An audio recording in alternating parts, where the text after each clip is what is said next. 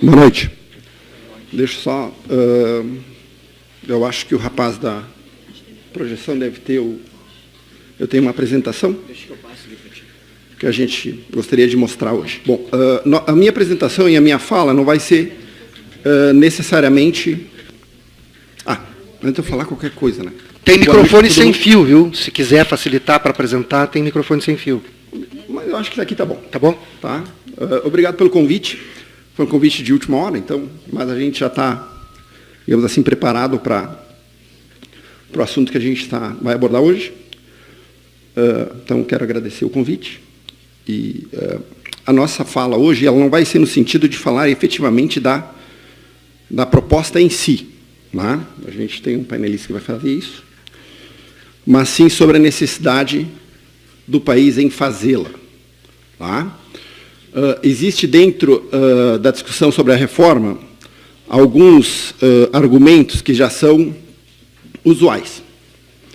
Tá? A gente vai trazê-los assim, apenas para trazer para a discussão esses argumentos, mas a gente vai acrescentar novos, tá? De por que a reforma da Previdência chegamos, digamos assim, no momento limite. Né? Ou a gente pensa num novo modelo, né? Ou nós vamos continuar sofrendo as consequências da não escolha. A principal razão que leva a nós falarmos sobre a reforma da Previdência é de que, efetivamente, o Brasil está envelhecendo. E não faz diferença se você defende a reforma ou não. Isso é consenso. Menos crianças estão nascendo e as pessoas estão vivendo mais. Ora, se tu tens um modelo cujo funcionamento depende da massa trabalhadora para sustentar ou para pagar a aposentadoria que eles estão parados, obviamente que isso já é um problema grave. Se eu inverter ou mudar a pirâmide demográfica brasileira. E é efetivamente o que está acontecendo. A taxa de fecundidade caiu e a expectativa de sobrevida está subindo, o que nos leva ao envelhecimento. Um dado prático, o Brasil envelhece 2 vezes a velocidade de envelhecimento do mundo.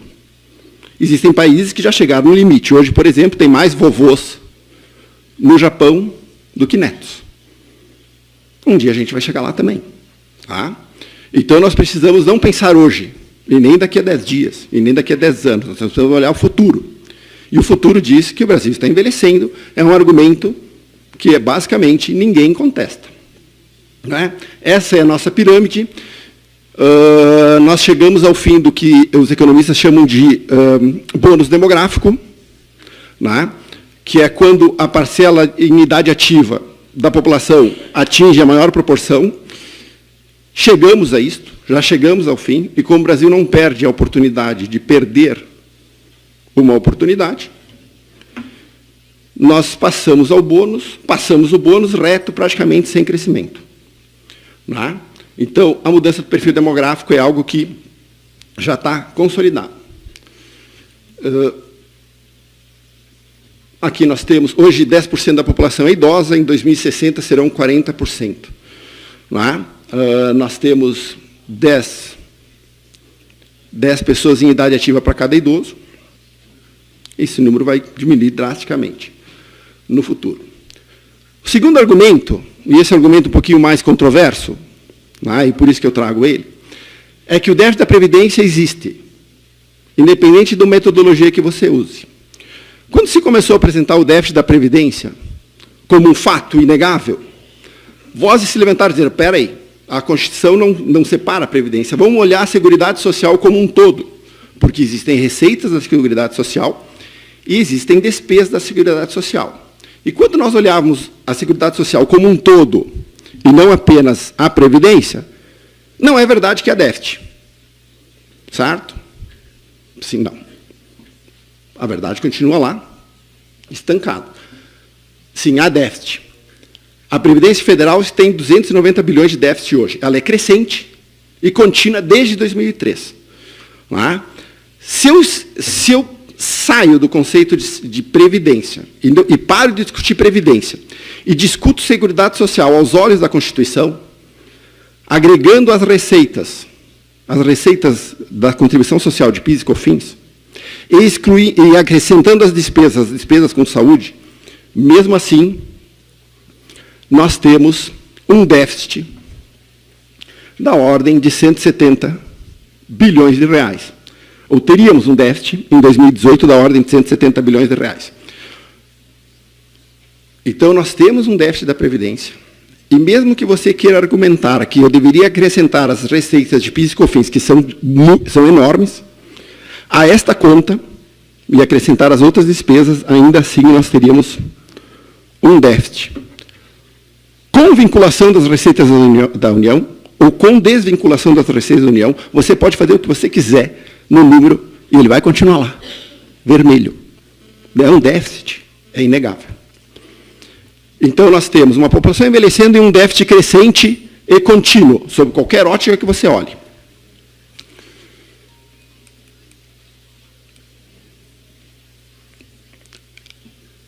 Além de haver um argumento de que o déficit existe, mas que se olhar a Seguridade Social, esse déficit não existiria, que não é verdade. Alguns também dão o argumento seguinte, não, mas olha só, a União, ela abre mão de uma série de receitas. Se nós pegássemos toda a renúncia previdenciária e trouxesse para a Receita, o déficit sumiria. Também não é verdade. Essas são as renúncias previdenciárias em 2018. Desoneração da folha de pagamento, ainda há um resquício dela, 12 bilhões. Simples Nacional, 25 bilhões. Entidades filantrópicas, 11 bilhões, se vocês quiserem cobrar hospitais, faculdades. Está à disposição. Mesmo que a gente acabe com toda a renúncia previdenciária em 2018, ela será só de 60 bilhões. Ela ainda assim não cobre o déficit. Mesmo se você se considerar Seguridade Social, onde o déficit é menor. Por que a gente bate muito nesse número? Porque, de novo, o nosso maior problema hoje é a Previdência Social.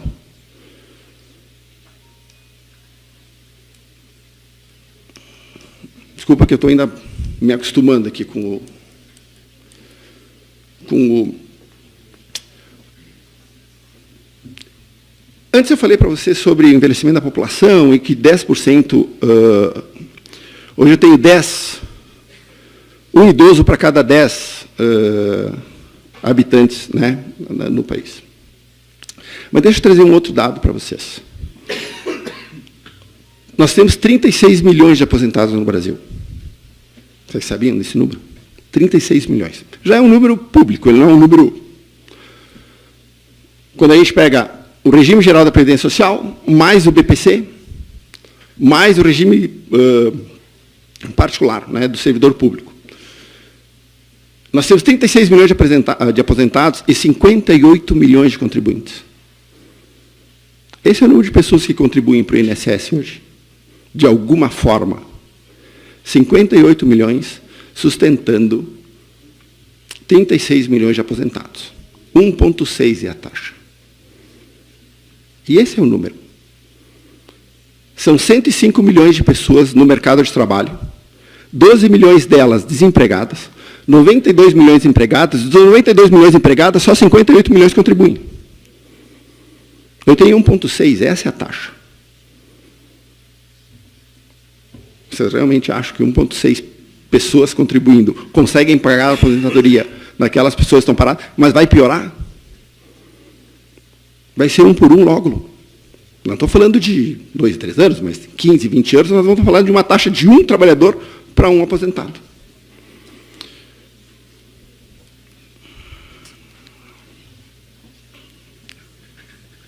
Estamos envelhecendo. Deixa eu fazer uma observação. Nós estamos envelhecendo, mas tem uma coisa pior que envelhecer. É envelhecer pobre, que é o nosso caminho. O Brasil está envelhecendo e não está enriquecendo. Então, nós vamos ser um país, daqui em 2060, velho e pobre. Certo? O déficit existe e o sistema previdenciário é desigual. Ele não é meio desigual. Ele é muito desigual. Ele é uma máquina de produzir desigualdades. essa também é uma das razões pelo qual nós precisamos reformar o sistema.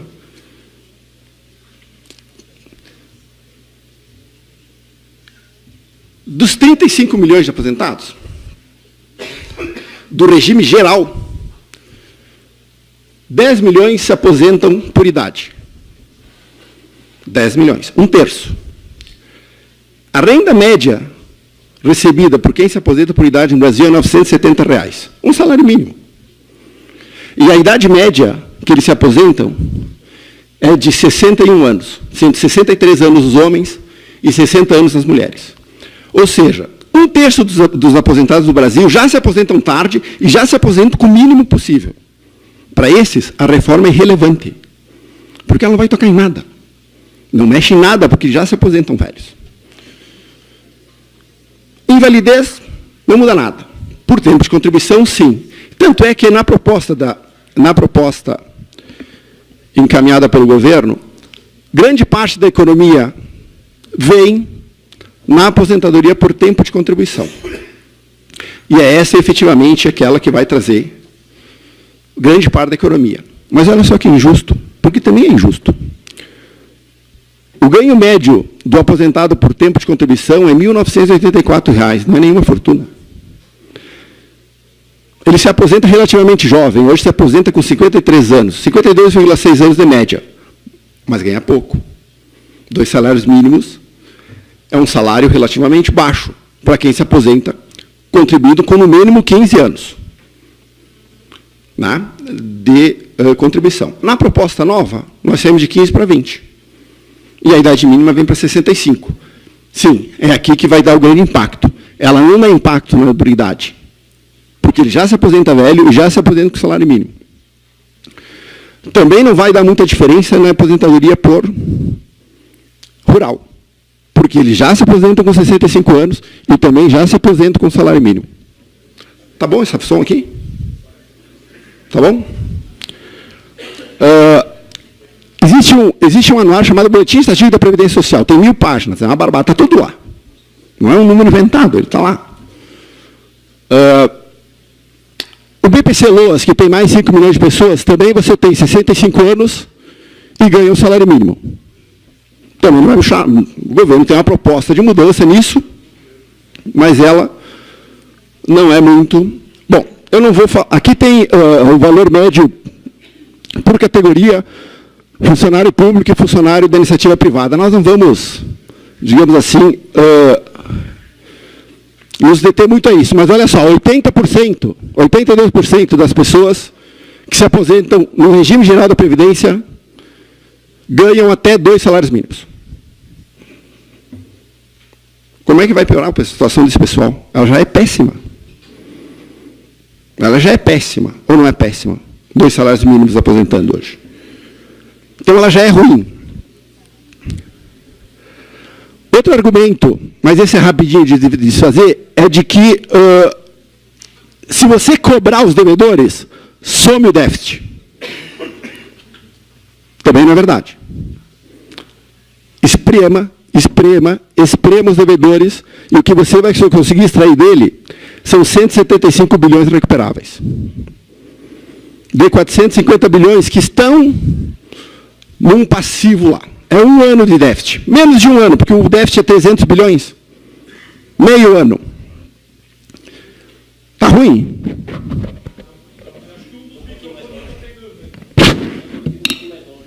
É? Melhorou?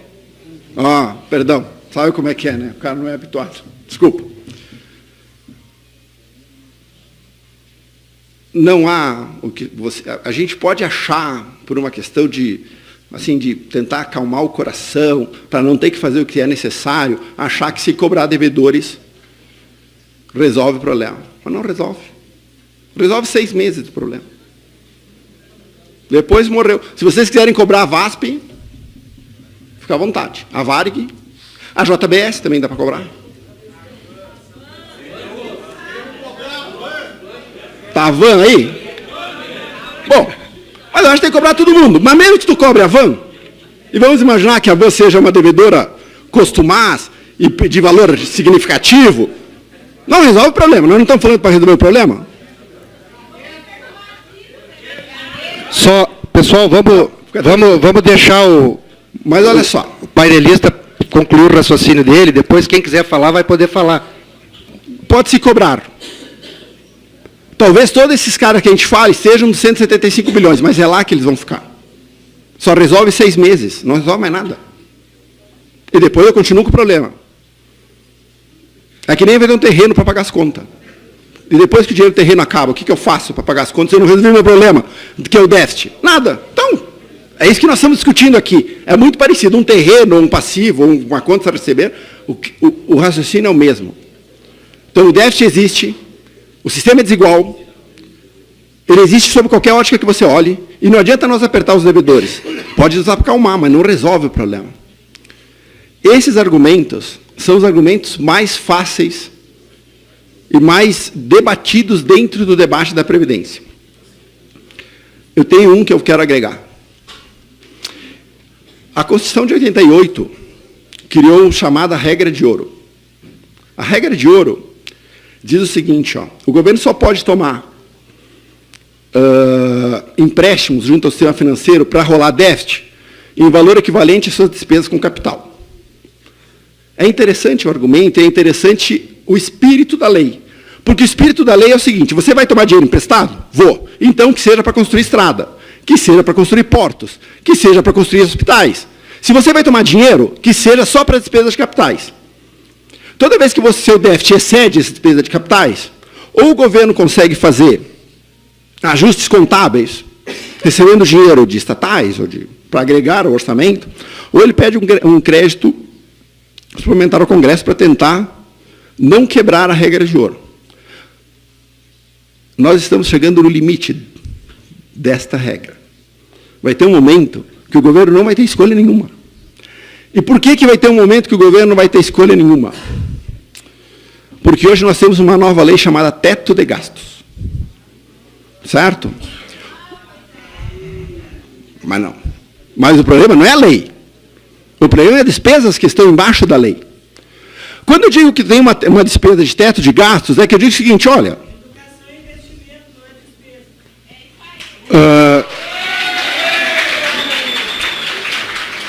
Vamos... mas tudo bem, é tranquilo. Professor Bacchieri, só um minutinho. Mas é tranquilo isso. Vamos pedir só que o pessoal respeite a pessoa que está lá, porque depois vai ter outras pessoas que vão poder falar e botar outros argumentos. Mas, deputado, tudo tranquilo. Olha só. Vocês estão vendo aquelas despesas chamadas discricionárias rígidas? É lá que está a educação. Existem 2 tipos de despesa. Uma despesa que é obrigatória, está na Constituição. Não é o governo federal que escolhe. Ela está lá. E uma discricionária, que é o que o governo pode ter algum grau de decisão. Nas discricionárias, só para vocês terem uma ideia, hoje, 90% da despesa do orçamento federal é obrigatória. 10% o governo tem gestão sobre ela, ou algum grau de decisão, que são as discricionárias. Desses 10%, eu não posso, por exemplo, dizer o seguinte, olha, não vou repassar o dinheiro para pagar a conta de luz das escolas. Eu não vou repassar dinheiro para manutenção de prédio, eu não vou repassar dinheiro para isso. Existem, dentro das discricionárias, algumas discricionárias que eu não posso fazer nada. Eu preciso efetivamente transferir. São o que nós chamamos de discricionárias rígidas. Esse exercício que foi feito aqui, ele diz o seguinte, você já deve ter ouvido o ministro falar, dizendo o seguinte, nós só temos dinheiro até 2021. Da onde ele tira? Desse quadro aqui.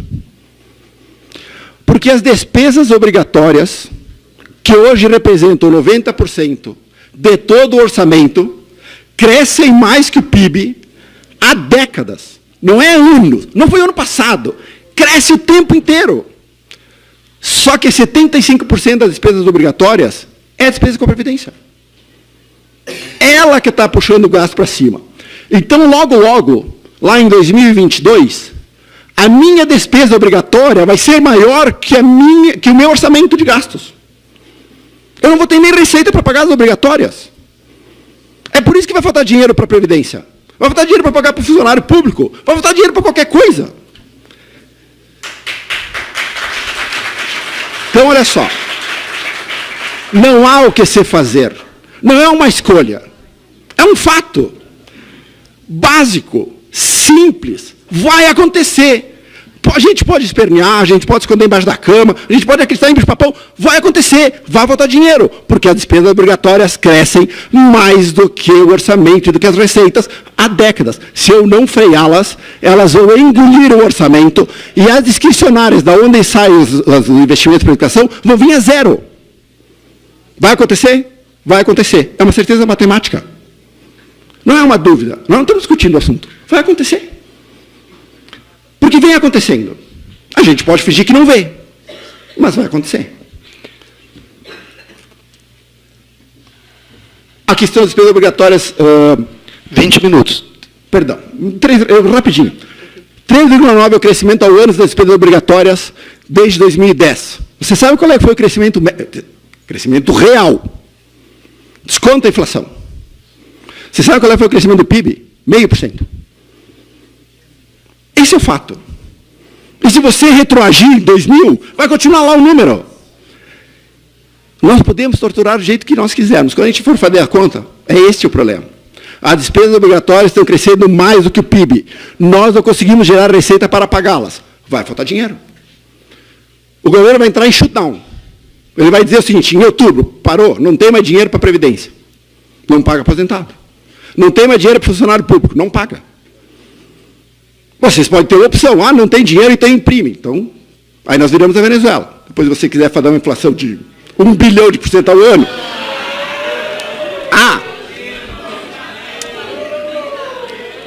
Vamos lá. Tá bom. Vocês não gostaram da Venezuela? Eu tiro a Venezuela. Não. Não.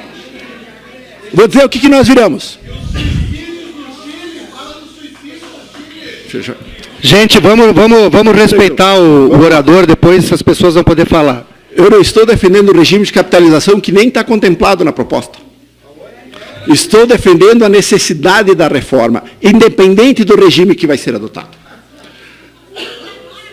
E o cenário que nós estamos falando não é um cenário de não ter conta. O cenário que nós estamos falando é que ou eu dou shutdown, ou eu escolho a hiperinflação. E é macro, básica. Não estou falando nem de algo sofisticado. Simples. Vai acontecer.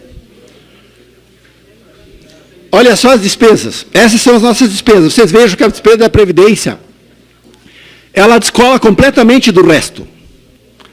Há quanto tempo? Há uma década. Há mais de uma década, né? Desde o século XX. Ela está descolada do resto. Lá. Me dá mais 5 minutinhos, deputado, por favor, só para nós encerrar.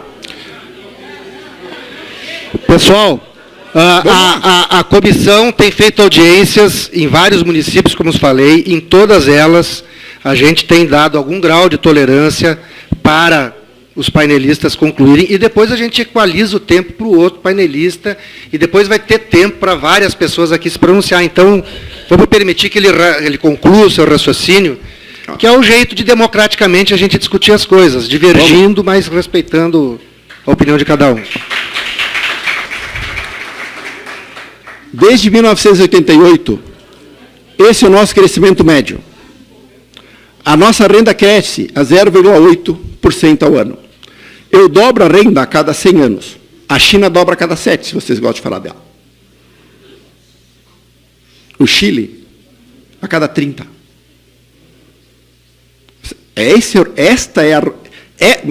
Eu não estou falando, não estou inventando número, estão lá os dados. Esse é o nosso crescimento médio, desde 88.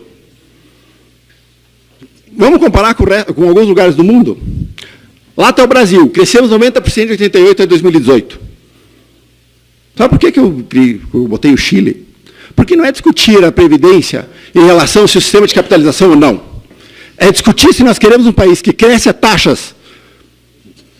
Eu nem vou falar chinesas, porque isso é uma utopia, mas pelo menos há uma taxa considerável dentro das necessidades do país, de 3% a 3,5%, ou nós vamos ficar estagnados crescendo a 1% ao ano, 2%. 0,5% desde 2010. E esta é uma escolha que nós, como sociedade, temos que fazer. Mas depois não adianta, quando chegar em 2060 e nós continuar pobres e velhos, dizer, olha, veja bem, que escolha errada a gente fez, porque a gente tem que fazer agora, não lá na frente. E o Brasil cresce menos. O Brasil cresce menos. Não só quando eu olho países, mas quando eu olho o bloco de países. Cresce menos que a América Latina, cresce menos que a África, cresce menos que o mundo, cresce menos. Nós precisamos da reforma, porque sem ela, o Brasil já disse o que vai acontecer. O crescimento é nada. A reforma não é só importante para resolver um problema de um regime que está fadado a falir.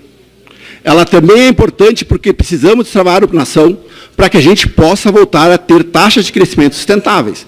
Senão, os 13 milhões de desempregados vão aumentar muito. E essa é uma escolha que a gente tem que fazer. Podemos fechar os olhos para ela, mas essa é a realidade. Tá bom? Obrigado.